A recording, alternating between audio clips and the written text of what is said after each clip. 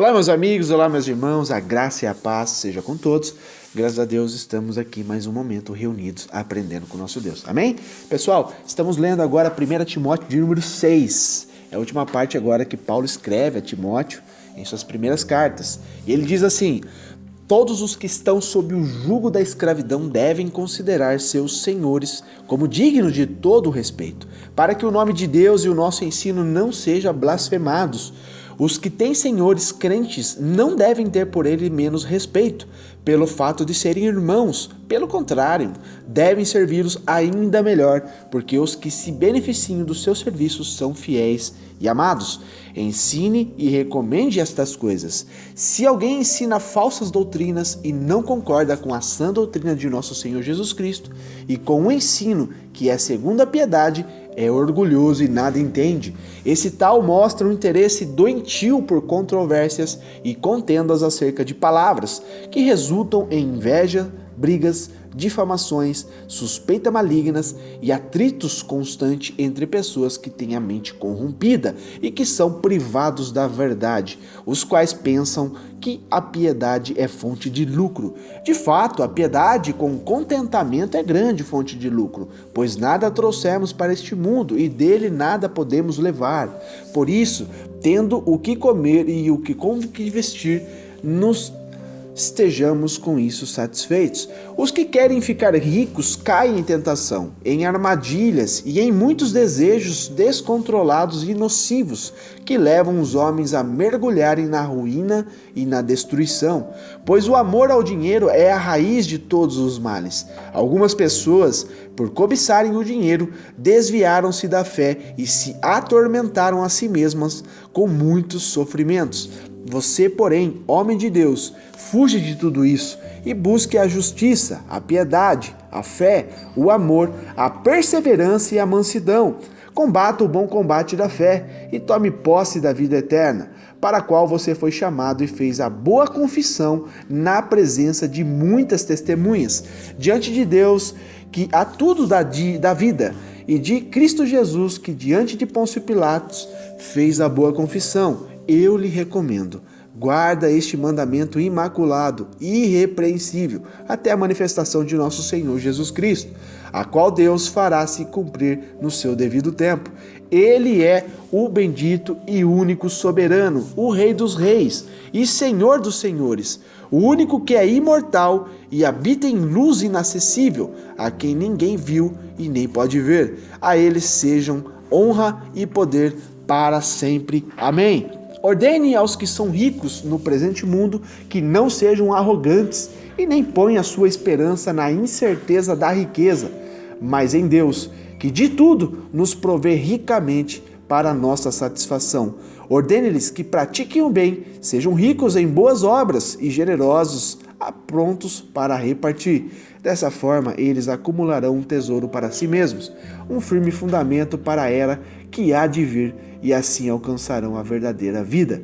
Timóteo, guarde o que lhe foi confiado e evite as conversas inúteis e profanas e as ideias contraditórias, do qual é falsamente chamado conhecimento. Professando, alguns desviaram-se da fé.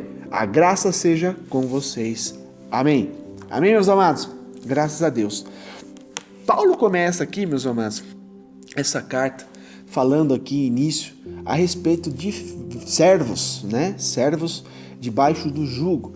Isso se refere a cristãos que trabalhavam realmente como escravos naquele momento, né? No contexto dessa história.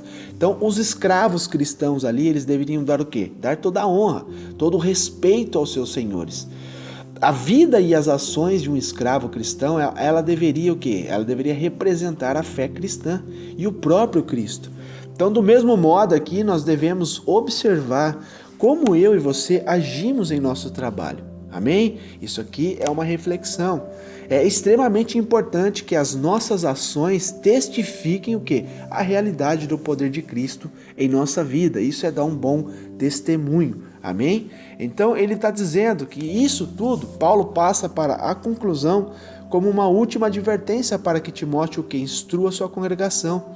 a fim de combater os falsos ensinos que estavam infiltrando-se na igreja ali em Éfeso, né?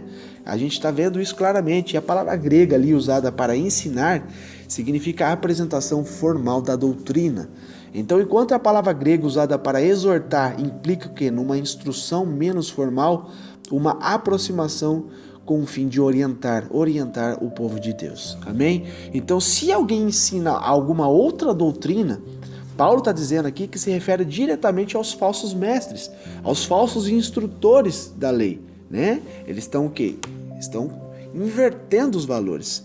Então contrasta aqui sobre o ensino doentio deles com as sãs palavras, sã doutrina, né, do Senhor Jesus Cristo. Esses falsos mestres ali, meus amados, eles estavam mais interessados em teorias e discussões inúteis do que em colocar em prática a verdade cristã. A verdade, a palavra de Deus revelada, né? Eles mantinham um desejo mórbido de contender com palavras. Hoje não é diferente. Existem muitas pessoas querendo os porquês, né? Trazer ali um monte de teorias, um monte de discussões, onde a palavra de Deus ela é tão simples. Ao você ler, o próprio Senhor te dá o entendimento. Amém? Então, privados da verdade descreve a futilidade das discussões religiosas especulativas. Além disso, meus amados, os falsos mestres estavam usando o quê? A religião em seu próprio benefício, ganho financeiro. Também não é diferente, existem muitas pessoas fazendo isso, barganhando com a palavra de Deus. A gente vê claramente como está sendo ridicularizado isso tudo. E nós, meus amados, que somos o quê? Que temos, obtemos a palavra verdadeira, que temos dentro de nós os valores do Senhor, temos que pregar a verdade, temos que ser sinceros e transparentes em tudo. Amém? Pois estamos falando do reino de Deus, da palavra de Deus, que o único compromisso é o quê? Salvar as vidas. É trazer o arrependimento para que o povo seja salvo. Amém? Isso é o que as Escrituras nos ensinam. É exortação, é confronto para que nós possamos ter uma vida restaurada, santificada. Porque sem santificação ninguém verá a Deus. Amém? Então ali naquele momento é bem possível, bem provável que esperassem que suas discussões lhe rendessem lucros, né? Que a gente está falando daqueles falsos profetas, falsos mestres, né? A sã doutrina, meus amados, e a exortação são a base de uma igreja saudável. Não o falso e atrativo brilho, né? E a ganância desses pseudo-mestres que a gente vai vendo, né? Que falam palavras lindas, maravilhosas, mas não mexe no espiritual. Mexe aonde? Mexe no eu, mexe na alma. Fala literalmente o que a pessoa quer ouvir. Você pode ver, meus amados, que tem certos discursos, né, que a gente vê que simplesmente a hora que a pessoa abre a boca, a pessoa já começa a chorar. Existem técnicas hoje em dia, meus amados, que mexem no eu da pessoa que você não tem noção. E a turma sai de lá, de dentro desse lugar, falando assim, nossa, Deus falou grandemente comigo. Na verdade, né, a pessoa usou de técnicas para mexer no emocional da pessoa. Então, nós temos que ter muito discernimento com isso, né? A sã doutrina é a palavra de Deus. É o quê? É uma exortação. Isso é uma base de uma igreja saudável. Isso é o que Paulo está dizendo. Ei, o povo tem que ser levado ao arrependimento para aceitar a Jesus como Senhor e ter uma vida transformada. Nisso, caminhar nesse caminho árduo, caminho que é estreito, não é largo, é estreito. Porque vai nos limpar, decorrente a gente vai caminhando nos caminhos do Senhor, vai nos limpando, vai nos purificando. Isso, meus amados, dói, e dói muito. Então, servir a Cristo não é fácil. Não é fácil porque nós temos que negar a nós mesmos todos os dias. Temos que expelir de nossas vidas muitas e muitas coisas. E muitas delas, coisas que nós gostamos, mas às vezes nós temos que desfazer para que possamos agradar a Deus em tudo. Amém? Então o verdadeiro ganho está o quê? Na piedade, com contentamento, né? No grego ali, autarkeia, ou seja, na suficiência das necessidades da vida. Esta é a razão porque devemos estar sempre contentes, pois afinal todos nós um dia vamos morrer, mas morrer aqui para este mundo e viver para Cristo é o que o Senhor nos revela, amém? Que Deus seja louvado. Então as nossas necessidades básicas, meus amados, como pessoas, são aqui em resumo o que? O sustento, alimento, né? Com que nos cobrimos, a roupa do corpo, abrigo, moradia, são coisas, né, básicas que o Senhor sempre vai estar suprindo na vida dos teus filhos. Para os cristãos aqui, essas duas únicas áreas, com piedade, já oferecem totalmente a base para nos mantermos realmente contentes, né? De você estar vivo, você tem que estar contente. De você ter o que comer, você tem que estar contente. Se você ter o que vestir no corpo, tem que estar contente. Todas as demais coisas, o Senhor vai acrescentando na medida que Ele quiser. Porém, eu e você fomos chamados para buscar primeiramente o reino de Deus e a sua justiça, pois o Senhor cuidará de nós em todos os detalhes. Amém? Então aqui 2 tipos de pessoas são aqui descritas, né, com relação à riqueza. O primeiro tipo são aqueles que querem ser ricos, né, simplesmente ser ricos, e a falta de piedade, de contentamento em seu íntimo, lhes deixa o quê? Vazio, uma pessoa vazia. Quantas pessoas a gente vê que conseguiu ali, né, conquistar o mundo basicamente, mas dentro da pessoa é um vazio. Se você conversar com uma pessoa, você vê que ela não tem nada por dentro, assim, que possa, né, edificar outras pessoas. Simplesmente conquistou o quê? Simplesmente riqueza, mais nada do que isso. Então o que? Foi preenchido pela ganância. E a ganância, meus amados, leva as pessoas à tentação, a armadilhas, a concupiscências loucas e nocivas. Paulo está dizendo, através do Espírito Santo de Deus, claramente, meus amados, isso é real. Se você for analisar friamente isso, é verdade, porque a palavra de Deus não mente. Amém? O significado literal, né, de submergem é o que são arrastados para o fundo. Pessoas que são arrastadas para o fundo através do quê? Da ganância, da soberba. Então Paulo faz aqui uma descrição bem explícita de pessoas gananciosas afundando sobre o terrível peso dos seus desejos materiais. Então, meus amados, a perdição e ruína são sinônimos sim, de destruição e perda irreparável. Tal perda pode ser sofrida nesta vida, como por exemplo, por meio de um propósito errado, ou na vida após a morte, se os desejos materiais acabarem por afastar o indivíduo de Cristo. Então, meus amados, tudo que vai nos afastar de Cristo, você pode ter a certeza que não provém do Senhor. É óbvio, né? É óbvio. Então, meus amados, tudo que está roubando a sua atenção, tudo que está roubando o seu tempo, tudo que está fazendo você entreter com coisas que não são significativas na palavra de Deus, você pode ter a certeza que não provém do Senhor. Então, esse fundamento é inviolável, buscar primeiramente o reino de Deus. Né? Então, eu e você fomos chamados para adorar ao Senhor, para servir ao Senhor. Amém? Antes éramos escravos do mundo, porém agora somos escravos de Deus. No sentido que, literal, temos que fazer a vontade de Deus, temos que agradar a Deus. E isso, meus amados, é perfeito, é agradável, é bom, faz bem para mim, faz bem para você. Prove isso, né? Está sempre na vontade do Senhor, fazendo o que é bom. Então Paulo está contrastando isso daqui, dizendo que o dinheiro em si não é um problema. Mas o amor ao dinheiro, este é o problema. O amor ao dinheiro é a raiz de todos os males. Quer dizer, o amor ao dinheiro pode levar uma pessoa a todo tipo de males. A cobiça pode levar um cristão até se desviar-se da fé, a entrar em incredulidade de outrora ele não era. Então a ganância e o materialismo aqui, meus amados, podem sim cegar o cristão a ponto dele se distanciar de Deus, distanciar-se da fé, entende? Quando ele começa a ficar rico, ele simplesmente esquece de tudo que ele fazia para Deus. Agora não é mais servir, agora é ser servido. Né? Quando a pessoa deixa o dinheiro dominar ela só quer ser servida. E a palavra de Deus fala, meus irmãos, que nós estamos aqui no mundo para servir. Jesus deixou toda a sua glória, toda a sua riqueza, que a gente nem consegue, né, mensurar o que é isso. Um pouquinho que ele revela para nós, a gente já fica assim maravilhado. E é pouco. Então, se ele se esvaziou de toda a sua glória, de toda a sua majestade, e veio em forma de servo ao mundo, em forma de sacrifício, por nós, e nos ensinou a ser assim, meus amados, humildes, aprender a servir. Então, meus amados, se você está fazendo errado, é hora de corrigir, amém? Porque isso, meus amados, distancia a gente da fé em Cristo. Então traz muitas dores. Uma vida centrada em coisas materiais produz somente dor. Isso é fato. Paulo faz aqui uma séria advertência contra o materialismo, né? Ele foge, e é uma ordem firme, segue, é determinação para perseguir ou ir atrás de algo ou alguém. A justiça, a piedade e a fé são qualidades de caráter. Amém? Isso, meus irmãos, nós temos que ter. Se você não tem, tem que aprimorar, tem que adquirir. Adquirir como? Orando, clamando, suplicando a Deus para que restaure isso dentro de você. A justiça, a piedade e a fé. Amém? A caridade, a paciência e a mansidão são frutos do quê? Da vida controlados pelo Espírito Santo. São os frutos do Espírito Santo de Deus. Amém? Gálatas 5:22, você lê sobre isso.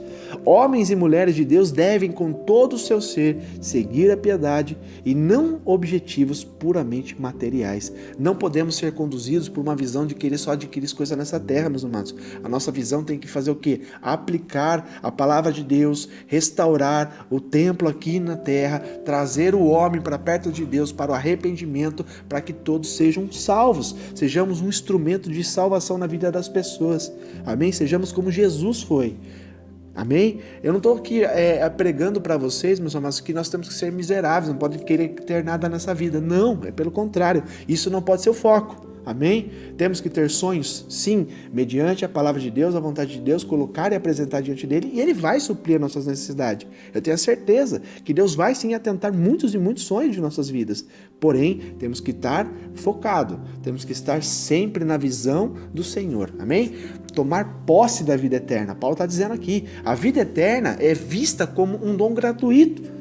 A gente lê isso aqui na palavra de Deus, em João 3,16, é muito lindo o que a palavra diz. Olha só, João 3,16, porque Deus amou o mundo de tal maneira, de tal forma, que deu o seu Filho, que era unigênito, único, para que todo o que nele crer não pereça, mas tenha vida eterna. Jesus veio como unigênito, meus amados, era único. E quando ele morreu na cruz e se entregou por mim e por você, agora ele se tornou primogênito. Quer dizer, o primeiro dos filhos. O restante, meus irmãos, que entra nessa aliança, que aceita Jesus como Senhor e Salvador, agora passa a ser filhos de Deus. Amém? Enxertados nessa família. Então, uma experiência presente, né? João 10:10 também a palavra diz, olha só. João 10:10. O ladrão não vem senão a roubar, a matar e a destruir. Eu, o Senhor, vim para que tenham vida e a tenham com abundância. Só temos abundância, meus amados, em Cristo, em Deus. Isso é uma recompensa. Amém? A palavra de Deus é clara.